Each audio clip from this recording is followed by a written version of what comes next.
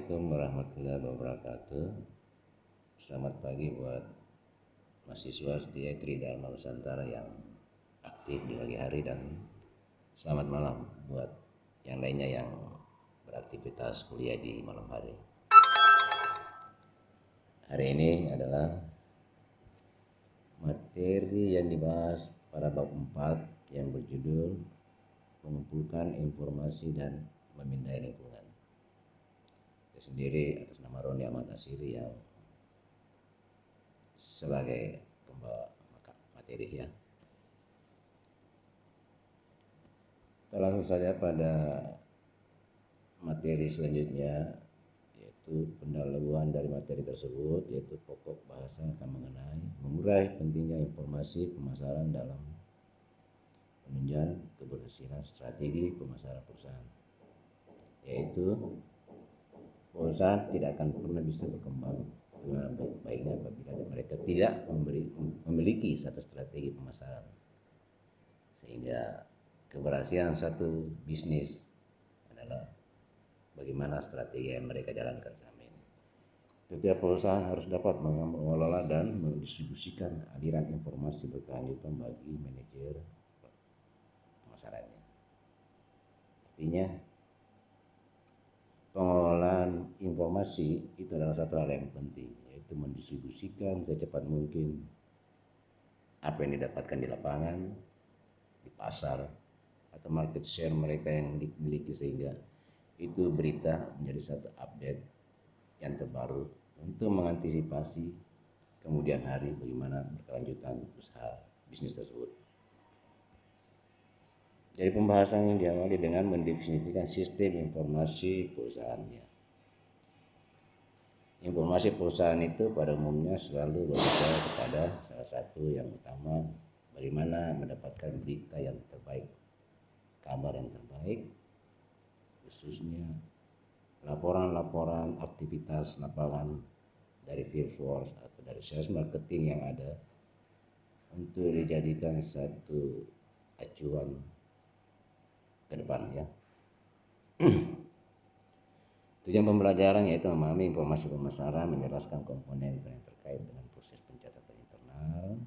Anda baca sendiri di modul Anda, yaitu memahami juga nomor 3, memahami sistem intelijen perusahaan pemasaran, menjelaskan apa yang dimaksud tren, identifikasi kekuatan di lingkungan demografi, identifikasi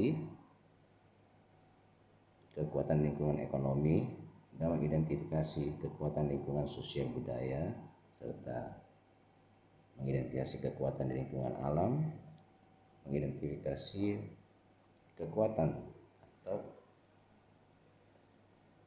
apa yang dimiliki perusahaan itu untuk bisa dapat mengantisipasi perubahan-perubahan di lingkungan alam, dan mengidentifikasi kekuatan di lingkungan teknologi, dan terakhir kekuatan lingkungan politik dan hukum, salah satu yang utama juga.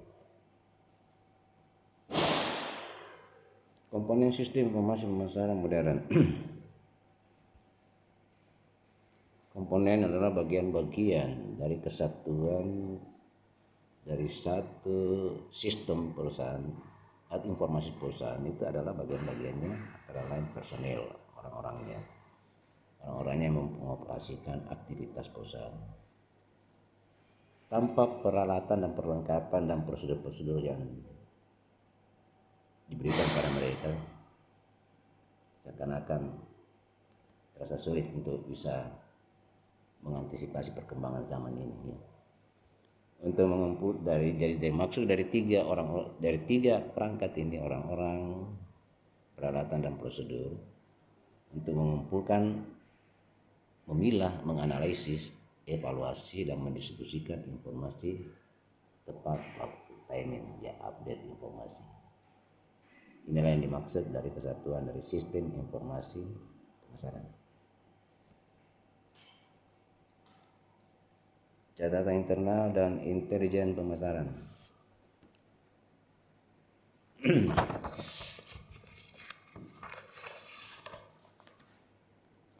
Catatan internal dan intelijen pemasaran. Catatan internal adalah siklus perputaran. pesanan sampai pembayaran. Jadi yang memunculkan adalah pesanan dari satu tempat, apakah itu distributor, permintaan distributor, supplier atau lain-lainnya yang bertanggung jawab mendistribusikan produk tersebut di daerah tertentu, membuatkan satu pesanan invoice. Setelah itu masuk ke internal akan mengevaluasi jumlah item, jumlah permintaan, jarak dari satu tempat ke tempat lainnya, dan berapa lama pengirimannya hingga terakhir pembayarannya ya. Yang bertanggung jawab di hal itu adalah perwakilan penjualan, itu penyalur dan pelanggan. Penyalur ya salah satunya distributor, dan end user itu adalah pelanggan. Penyalur tidak akan pernah menciptakan satu permintaan apabila tidak ada selling out atau pelanggan menggunakan produk itu sebagai end usernya. Departemen penjualan menyiapkan tagihan atau mengirimkan salinan dan memesan ulang repeat order. Barang-barang yang dikirimkan menghasilkan dokumen pengiriman dan penagihan dikirimkan ke berbagai departemen. Jadi fungsi departemen dari departemen distribution atau departemen factory, dari pabrik membuat satu buah produk, yang mengeluarkan itu adalah divisi ordernya, sales marketing yang minta permintaan dilaporkan kepada purchasingnya yang bertanggung jawab hal cash and creditnya dan dokumen-dokumen penagihannya. Sistem informasi penjualan, manajer mengumpulkan laporan yang tepat waktu dan akurat tentang penjualan terkini.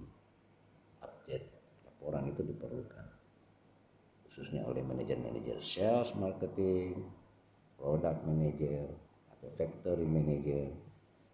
Ini ada kumpulan yang harus sepakat dan bersatu untuk mengakomodir dan mengelola laporan-laporan yang datang dari berbagai sumber, apakah itu dari brand, cabang, atau di distributor yang ada di luar dari jangkauan mereka. Sistem informasi penjualan manajer ini memerlukan laporan yang tepat waktu, sehingga memerlukan pula database ya, gudang data dan penggalian data, yaitu perusahaan memiliki database pelanggan, produk, dan personil wiraniaga. Mengapa membutuhkan seperti itu? Karena perusahaan akan membuat satu database agar mereka mengetahui jumlah aktivitas pelanggan beserta produk yang mana bisa dikategorikan yang slow atau fast moving. Tapi ini dua kesatuan ini tidak akan lengkap apabila tanpa wiraniaga, yaitu tim sales marketing yang ada di lapangan, yang menjumpai konsumen atau pelanggan atau prospek, lalu mengambil datanya, buat di laporan harian, daily-nya, ya, weekly-nya, monthly report-nya, untuk laporkan ke kantornya masing-masing.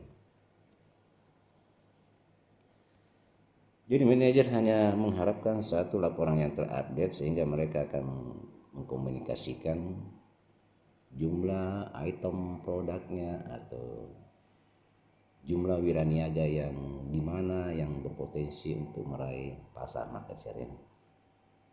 Kita lanjut ke sistem intelijen pemasaran. Adalah kumpulan prosedur dan sumber daya yang digunakan manajer untuk mendapatkan informasi harian tentang berbagai perkembangan dalam lingkungan pemasaran. Seperti yang saya tadi katakan, bahwa fungsi dari salah satu marketing atau sales marketing manager yang berkedudukan biasanya di head office Jakarta, kalau kategori cabang ada di Indonesia atau khususnya di Makassar, mereka membutuhkan laporan harian. Laporan harian kan sekarang sudah berjalan begitu bagusnya dibandingkan tahun-tahun sebelumnya yang masih bermasalah dalam laporan-laporan yang berhubungan dengan frekuensi, yaitu laporan-laporan yang tidak menggunakan sistem informasi yang cepat ya. Sebuah perusahaan dapat mengambil beberapa langkah untuk meningkatkan kualitas intelijen pemasarannya dengan cara melatih dan memotivasi dia training, dia motivator sebagai motivasi, dia manajer sebagai motivator untuk memotivasi timnya agar apa yang diberikan tanggung jawab selama ini dan dalam perusahaan dia akan menjalaninya di setiap daerah, setiap cabang yang mereka diserahkan pada mereka. Memotivasi distributor, pengecer dan perantara lain. Demikian juga distributor juga kita tidak bisa menghilangkan peranannya karena mereka adalah salah satu kaki tangan perusahaan agar produk kita berada di satu tempat. Membentuk jaringan eksternal boleh dan membentuk panel penasihat pelanggan. Ada tim khusus yang menangani pelanggan, yaitu salah satu tim yang bisa menghadapi berbagai objection, berbagai keluhan dari pelanggan atau keluhan dari outlet atau distributor atau macamnya, sehingga mereka dapat menerima produk yang mereka pasarkan. Memanfaatkan sumber data pemerintah, hal ini juga salah satu yang penting bagi setiap perusahaan, yaitu kebijakan data-data pemerintah daerah tentunya tidak akan bertabrakan dengan aturan-aturan yang dilakukan oleh perusahaan. Membeli informasi dari pemasok luar, ini agak jauh melangkah, tapi tidak apa-apa kita bahas sedikit mengenai masalah pemasok luar. Boleh dikatakan bahwa informasi yang terpenting itu yang boleh dari kita mengharapkan bagaimana penerimaan pasar terhadap produk kita dan bagaimana aktivitas kompetitor produk atau same of produk atau produk yang sama dengan produk kita, aktivitas di lapangan, sehingga mana yang lebih dianggap diterima oleh konsumen. Itu adalah salah satu laporan yang terpenting. Menggunakan sistem umpan balik feedback pelanggan online untuk mengumpulkan intelijen kompetitif, bisa, yaitu kita mengharapkan intelijen yang bisa memberikan informasi secara kompetitif. Masuk di bagian menganalisis lingkungan dan makro, kebutuhan dan tren, need, dan sebenarnya dalam teori SDM maupun etika bisnis dan marketing ada namanya need and want ya. Produk kebutuhan, produk hanya sebuah keinginan. Tren adalah tentang kejadian yang mempunyai momen dan durabilitas, yaitu cuma ada memiliki saat-saat tertentu dan durasinya yang bisa diperhitungkan jaraknya. Di modul ada disinggung juga tentang fad, akan tetapi cukup sulit membedakan antara tren dan fad karena keduanya bersifat booming. Jadi produk-produk yang kita biasa lihat jadi tren itu boleh dikategorikan booming, yang booming boleh dikategorikan fad atau tren. Yang bisa memahami secara terperinci adalah orang-orang yang berkecimpung di bidang tersebut ya. Sedangkan menggiat tren yang jelas digambarkan sebagai perubahan besar dalam sosial, ekonomi, politik, dan teknologi yang lambat terbentuk dan setelah terjadi perubahan dalam waktu sementara. Lambat terbentuk dan terjadi perubahan dalam waktu yang sementara. Ada perubahan tapi dalam waktu sementara. Ini dikatakan dalam istilah marketing dikatakan booming ya. Dia menukik tajam kurvanya, setelah itu dia menukik turun titik jenuhnya ya. Identifikasi kekuatan dan utama, kita harus melihat dari teori SWOT ya. Dari strategi SWOT itu kita bisa melihat kekuatan kita, kelemahan kita, peluang dan ancamannya. Dan lingkungan global yang sangat cepat berubah, perusahaan harus mengamati 6 kekuatan. Apa itu 6 kekuatan?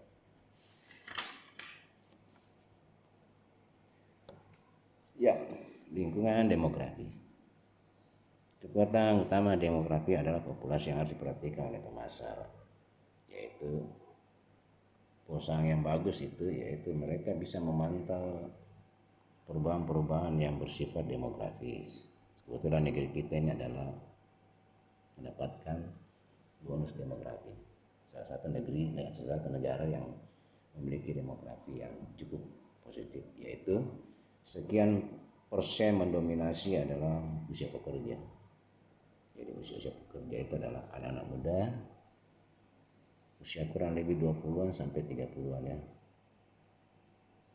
Ya, tingkat pertumbuhan populasi bisa dilihat dari demografis, distribusi usia dan bauran etnik, sama juga tingkat pendidikan dan pola rumah tangga serta perubahan geografis dalam populasi. Perusahaan yang baik adalah dapat melihat need dan want, ya, kebutuhan dan keinginan dari populasi mayoritas.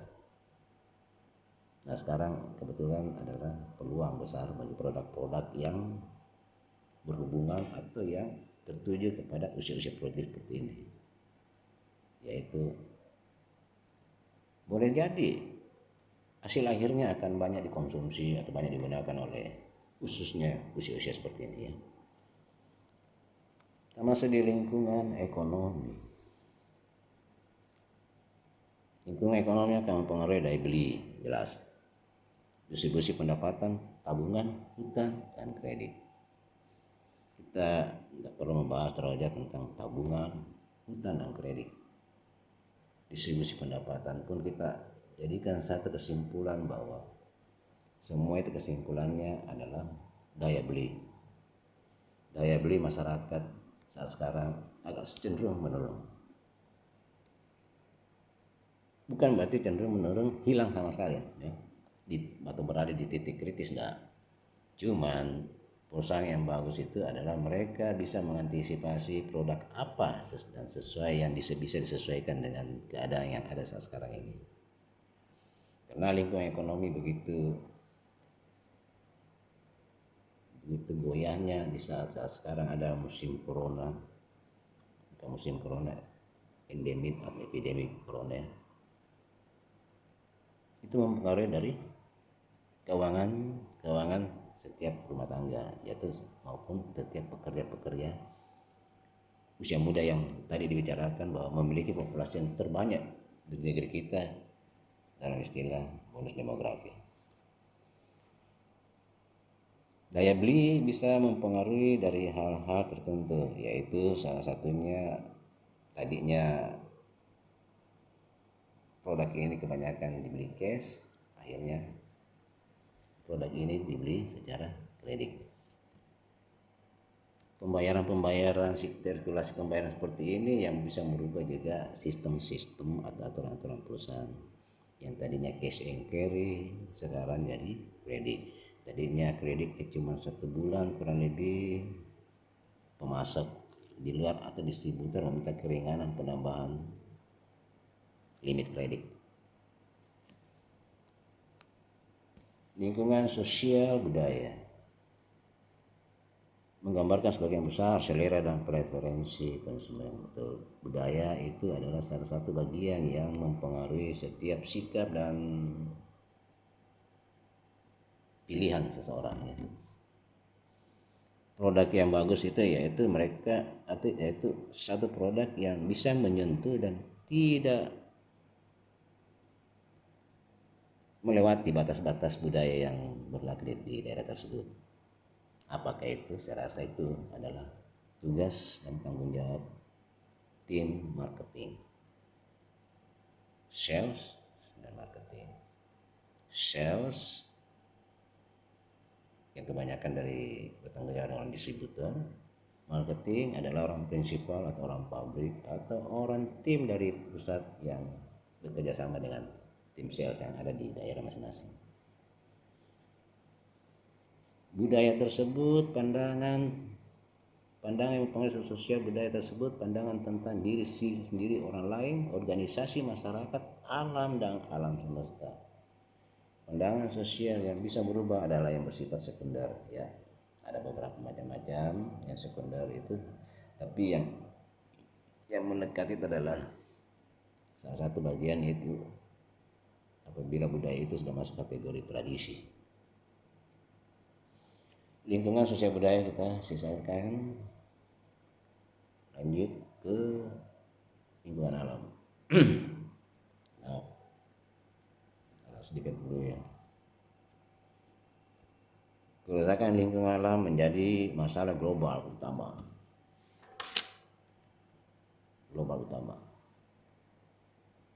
Apa penyebabnya? Boleh jadi oleh aktivitas ilegal yang dilakukan oleh perusahaan-perusahaan tertentu. Tapi kita tidak bicara masalah perusahaan-perusahaan tertentu yang berhubungan dengan langsung dengan SDA. Kita membicarakan masalah perusahaan-perusahaan yang berhubungan dengan yang namanya sales dan marketing, yaitu produk distribusi ya. Produk distribusi yang dikonsumsi oleh setiap manusia, apakah itu satu kebutuhan atau satu keinginan. Perusahaan-perusahaan yang mampu menggabungkan kemakmuran dan perlindungan lingkungan mempunyai peluang besar untuk sukses. Karena mereka adalah sekelompok atau grup perusahaan yang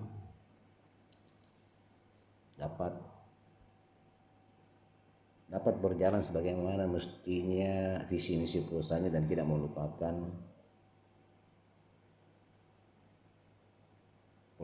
melupakan sesuatu yang atau hal-hal yang negatif yang dapat merusak lingkungan hidup. Contohnya salah satunya adalah hasil dari produksi biasanya ada dikatakan limbah industrinya. Apabila limbah industrinya tidak dikelola sedemikian rupa atau sedemikian sesuai dengan ketentuan, ada kemungkinan akan merusak lingkungan yang ada sekitarnya.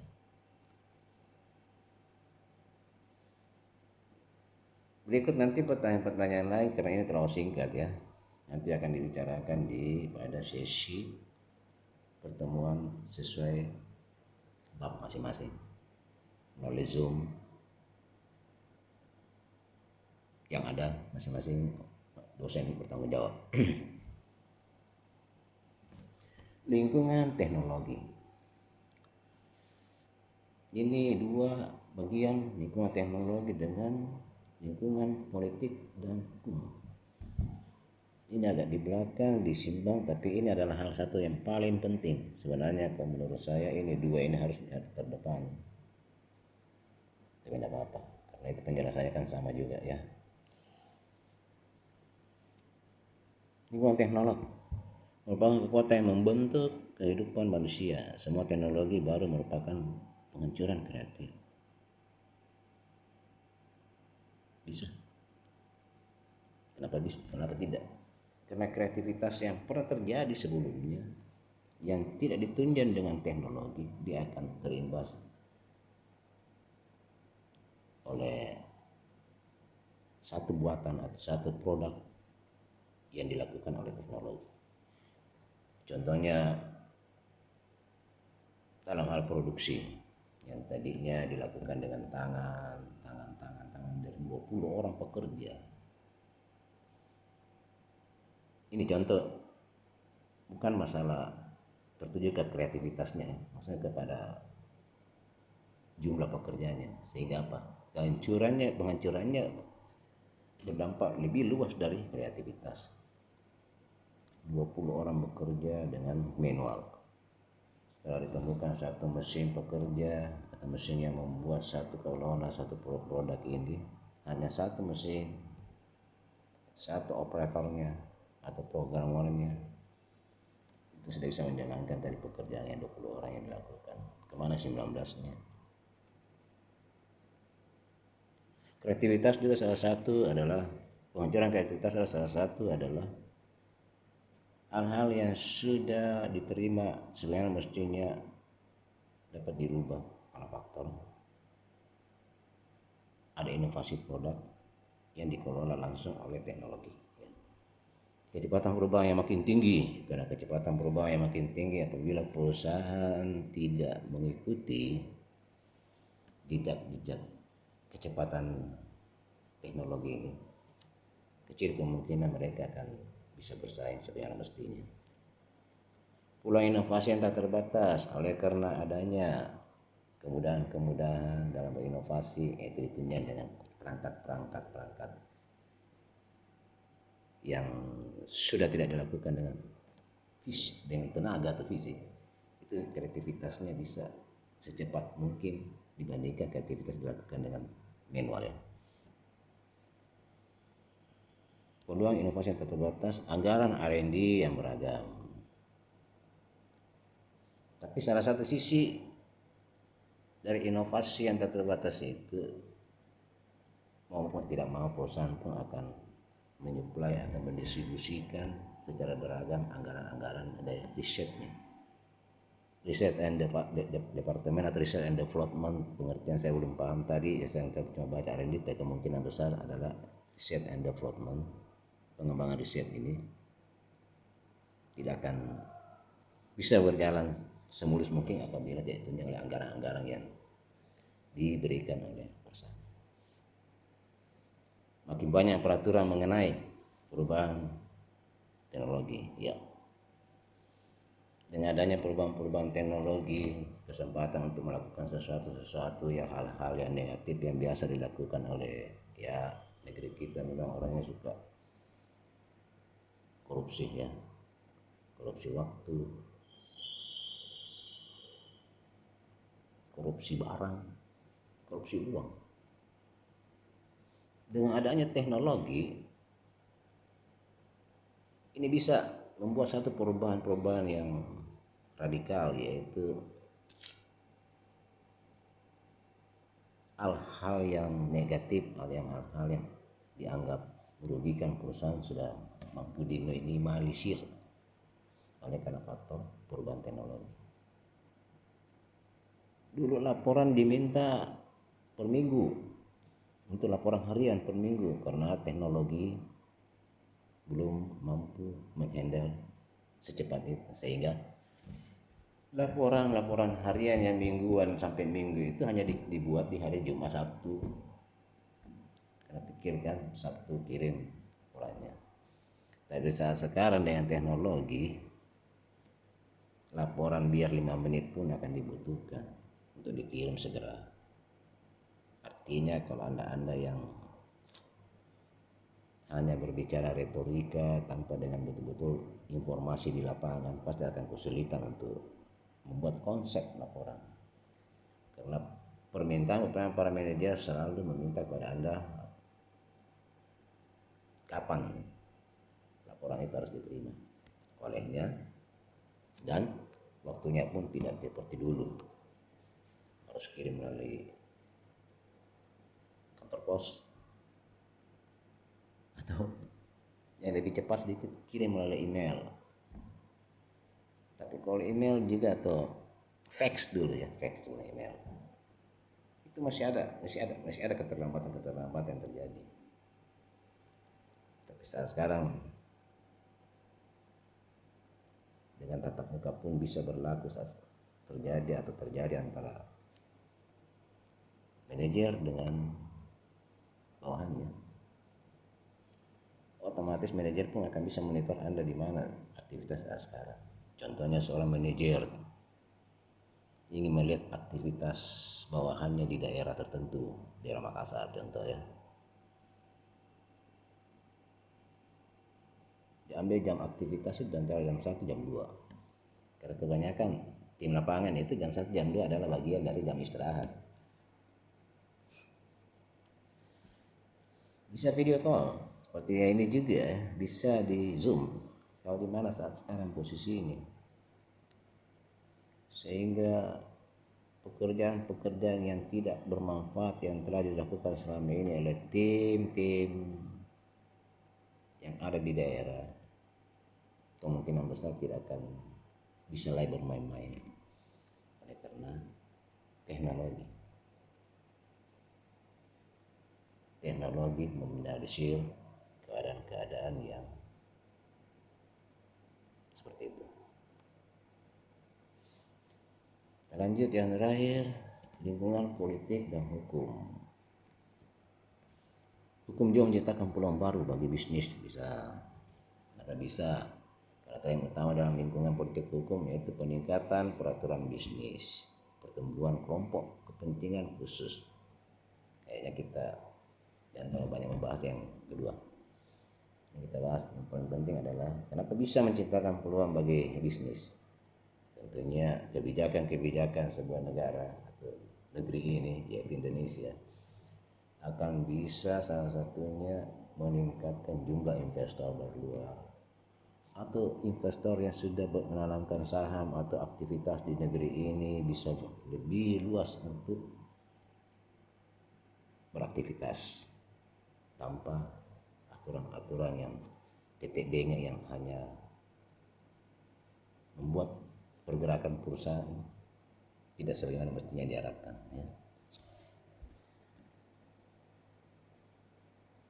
Hukum juga menciptakan bagi peluang baru bagi bisnis, yaitu salah satunya lagi yaitu dengan kebijakan-kebijakan yang sudah berlaku, otomatis ekspor impor akan dianggap tidak memberatkan produsen, karena produsen bukan cuma mengandalkan lingkup lokal, mereka pun mengharapkan lingkup ekspor. Walaupun memang market share di negeri ini adalah termasuk di Asia Tenggara termasuk yang terbesar dengan jumlah manusia yang lebih banyak dan peluang untuk menanamkan produk itu lebih baik, mereka pun juga berharap bahwa produk mereka itu dikenal di luar. Memang Indonesia adalah salah satu negeri di Asia Tenggara khususnya yang mempunyai market share yang besar. Itu pun yang dominan produk itu tidak akan pernah mencakup kuetarnya itu melebihi dari 50%. Karena apa? Persentasenya terlalu besar populasinya sehingga 2%, 3% tidak sampai kurang di 10% sudah salah satu kejutan besar, satu produk yang bisa menguasai 10% populasi.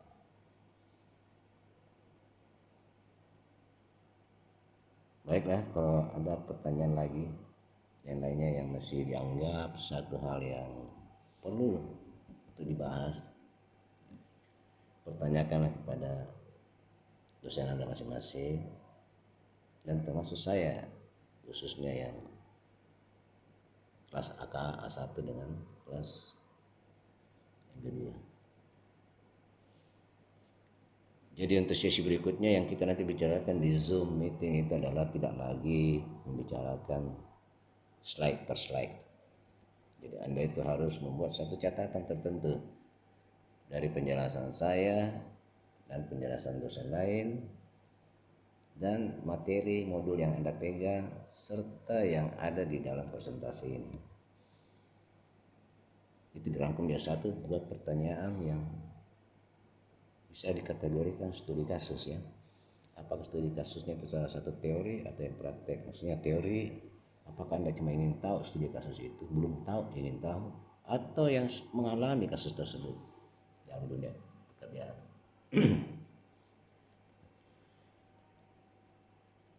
Baiklah, untuk sesi bab 4 ini saya selesaikan dulu, dan untuk jatah saya untuk sesi bab terakhir promosi nanti kita akan lebih banyak berbicara di dunia itu, karena kebetulan saya juga pernah berkecimpung di bidang tersebut ya, dari kelas tingkat bawah sampai atas.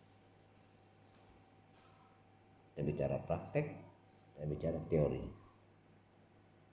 agar supaya anda semua yang aktif di marketing, sales marketing, dan aktif dalam dunia pendidikan bisa tetap digunakan, dipakai oleh perusahaan dan memiliki satu pertahanan yang untuk jangka yang panjang, karena kompetisi dunia kerja ini begitu ketat sehingga Anda harus berhati-hati dengan keadaan seperti ini, yaitu perusahaan yang menginginkan orang-orang yang terbaik, bukan orang-orang yang baik, tapi orang-orang yang terbaik yang dapat mengembalikan biaya yang telah diberikan kepada Anda. Apa yang feedbacknya? Baik, terima kasih. Aku bisa ucapkan Assalamualaikum, selamat pagi buat yang mahasiswa yang kuliah pagi, dan selamat malam buat mahasiswa yang beraktivitas malam hari. Terima kasih. Saya Roni pamit untuk materi ini. Ya.